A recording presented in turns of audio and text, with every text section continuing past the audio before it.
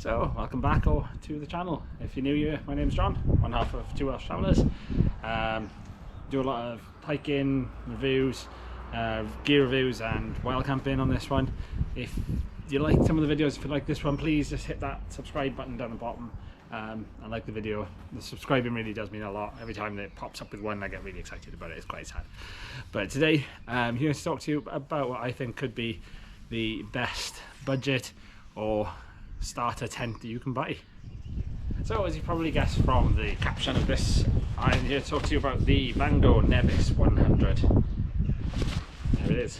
So, I think personally this is probably one of the best starter or budget tents, one-man tents or one-person tents you can buy. And give you some of the facts and some of the stats, but I'm kind of aiming this really for the beginner person, someone who is new to wild camping or new to camping, looking out for their first tent. I would say this is probably one of the an ideal tent for that. It comes in at about 1.7 to 1.9 kilos, and you can see it's not too big. I mean, it's not packed away as good as it can be at the moment, but it's not too big and it fits in the pack. And if you split the poles, split the tent out, you can get it down a little bit smaller. Nice and easy to fit in your bag. Now, this is a tunnel style tent, so it's not a freestanding tent. First thing just to call out is probably one of the drawbacks, but with it being that tunnel tent, and you'll see what I mean when I pitch it, just means you've got to pitch it all out, lay it all out, peg it out before you can kind of get the structure. Once it's up, you can't move it, so you got to find the right spot for it, make sure it's pitched nicely before you actually get around to it. The pole is pretty waterproof. I'm not going to go into the whole stats. I'll pop them along the bottom here of what the waterproofing stats are and all that kind of stuff. It's a 3-pole construction. Yep, 3-pole construction, I'd think about that then. We've got the main overarching pole in the middle, and you've got 2 on the ends, just to stake it out a little bit. And yeah, so you've got 2 on the ends, and just to tension it out. But what I'll do is we'll take a look at it, we'll get it pitched out behind me, I'll show you some of the poles, some of the construction, go through some of the things I like, some of the things I don't like about it, and just really, yeah, just give you my honest thoughts. There we go, so that's kind of the tent laid out. To give you an idea of the footprint of how big it is. It's a nice little compact tent, let's say, for a little one-person tent. Got the poles here. We've got obviously the main pole that's running through the middle, but I just thought I'd show you these. They're quite lightweight. There's 3 of them. You've got 2 which are about this size, and then you've got the one which will go over the middle just to give it the structure. They are quite lightweight poles, and most of them have got this little end so it clips in. I'll show you exactly where they clip in and how to pitch it, but they're not the best. I don't think they feel quite strong, and they're relatively lightweight, but at the end of the day, this is a budget tent. You're only paying £80–90 for this one, so you're not expecting it to be the highest quality, the lightest weight, the best materials, but to be honest, they are quite sturdy.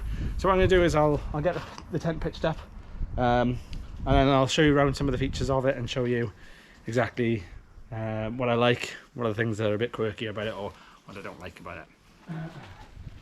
So for the tent here, so we've got this main pole, which classic kind of, as I said, kind of a tunnel style tent. This one just goes straight to the middle.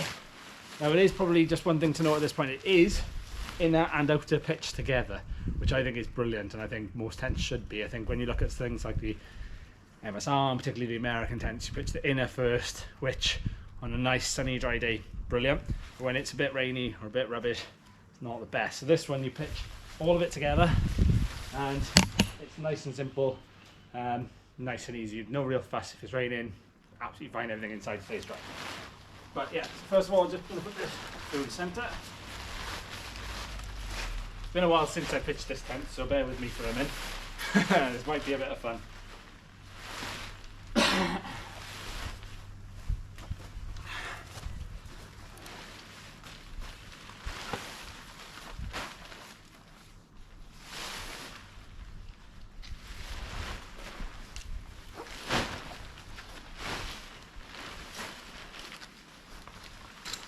So one of the unique things about this tent is it actually gives you enough pegs, which is very rare. So there are these diamond shaped pegs. Again, very lightweight, little aluminium ones. It gives you enough to actually pitch the tent, which is a rare thing indeed.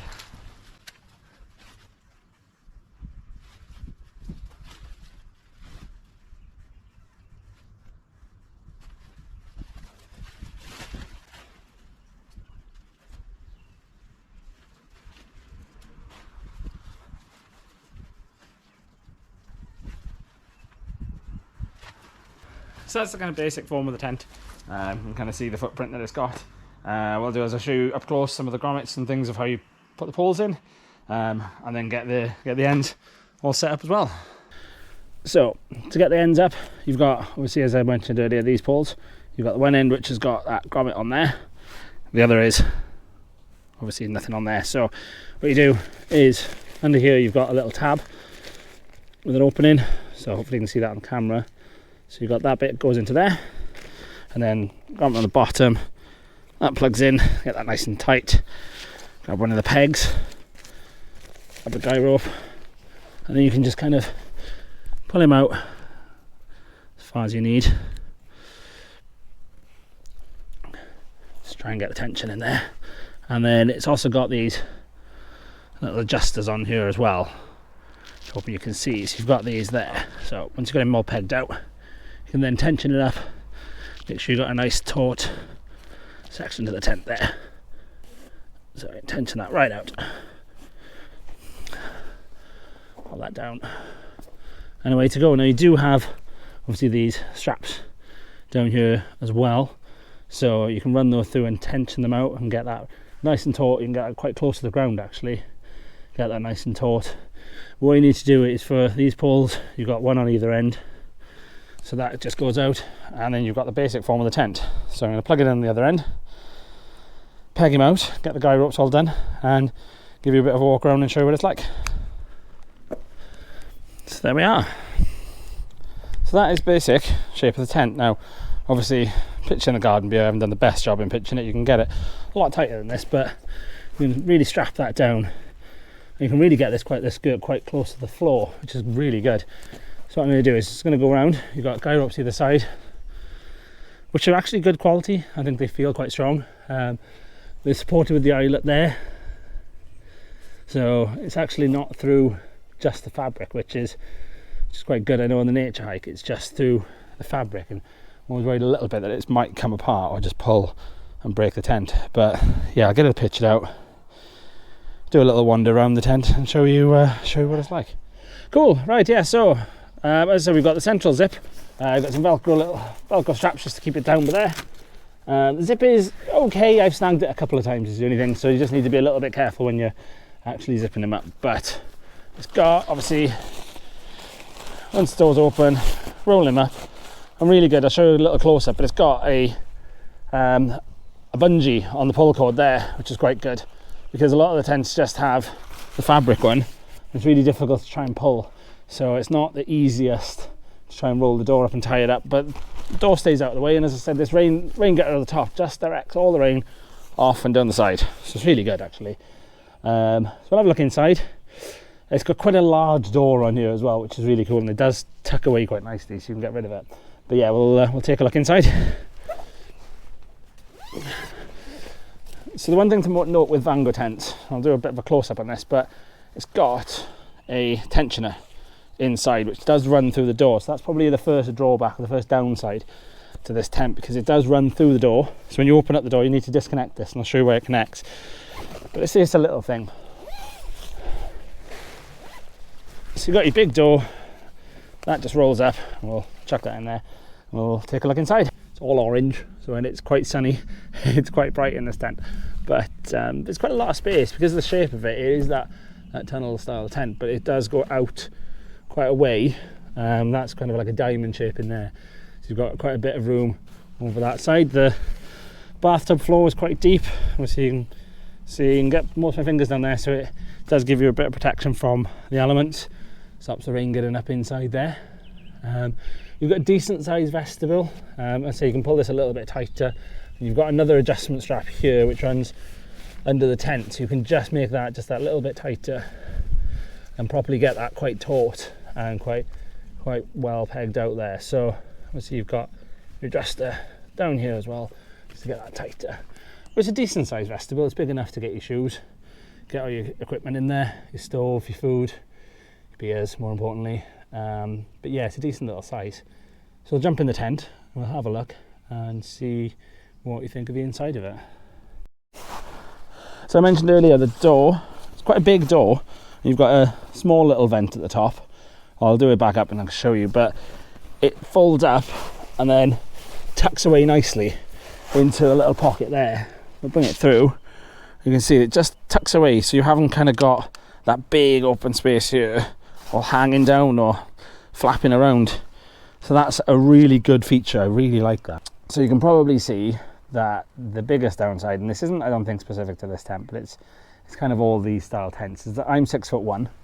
I'm sitting up, well, I'm not kind of sitting up, I'm leaning a bit, and my head is on the top, so it is literally pressing on top. So you don't have a lot of headspace in here, which is, I think, the biggest drawback to all of these style tents. You know that you're not going to really get a lot of the headroom, but they are solid, to be honest. They are really, really sturdy tents. I think once you add a sleeping bag and a sleep pad in here, it does become slightly more of an issue, just because it takes away that room. But I've got to say, for a one-man tent, it does feel quite roomy, especially the bathtub, especially the floor. It's quite wide. There's a lot to it.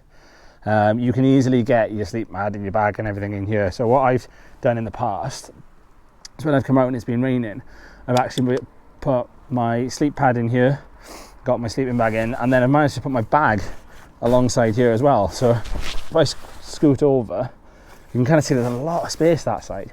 You can either put your bag there, or it will fit down the bottom. Especially if the ground is wet, you don't want to leave it outside, and you don't want to leave it kind of exposed to the elements on the floor and things. So there's a lot of space. It's got 2 decent sized pockets for your stuff, so you can put your phone and all your bits and pieces, your torch, electronics in there. So you can fit quite a lot in those. I'll show you some of the leg room. So once you spin round, I mean, I'm probably 2/3 of the way back, and you can see just how much space you've got. You've got a lot of space in here. I'm really impressed. The door's all closed up, so you can see we've got one vent here, which is not too bad, and we've got one of these vents either side. So you've got a vent there, and then a vent on the outside, and where the poles go in from there, you've got one there, and spin it round, you've got one just at the back there as well. So it's quite well ventilated, but inside, I've got to say, for this kind of style tent, it's big. You've got a lot of room. You do definitely get a lot of room for your money. It's quite a wide footprint on these particular tents. It is getting a little bit hot in here now with the vents, but to be honest, you could easily quite happily, or just open the door, just do the fly on the outer side, and you're giving yourself a bit more room as well. But yeah, overall inside, it's not bad. You're getting quite a bit of room for your money. So taking a look inside, let's tuck the door away again. You've got quite a decent area for cooking and your stuff, basically. So this is the vestibule area. We've got the outer fly sheet and the door closed. You've got quite a bit of room. I've been able to do my cooking in here, chuck all my boots that side, and you've got the same kind of area behind us here. So down the other end, you've got a decent amount of space. It's not the widest space in the world, I think, because you've got this extra little bit inside. You do lose a little bit from the vestibule area. But as I said, it's decent enough. You can easily get your boots right up in the corner. You can even leave your bag out there. Leave all your camping or your cooking stuff in there as well. So you can get all your gear, everything you need in the vestibule areas. So it's a decent enough space. I'll put all the dimensions and stuff in the comments below, or just at the bottom of the screen, so you can get an idea. It's a nice enough place to spend a few hours.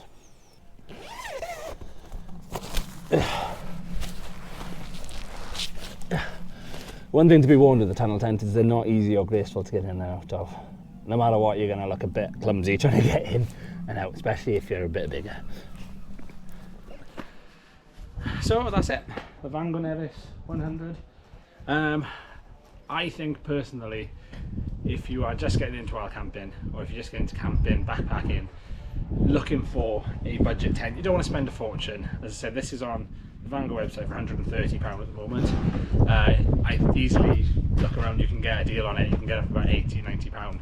But I would say this is probably one of the best one-person tents you can buy for the money.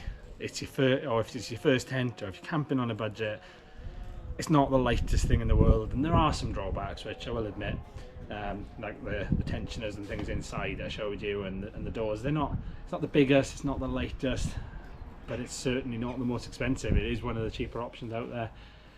It's good for the money. If you're asking me, I've used it in wind and rain.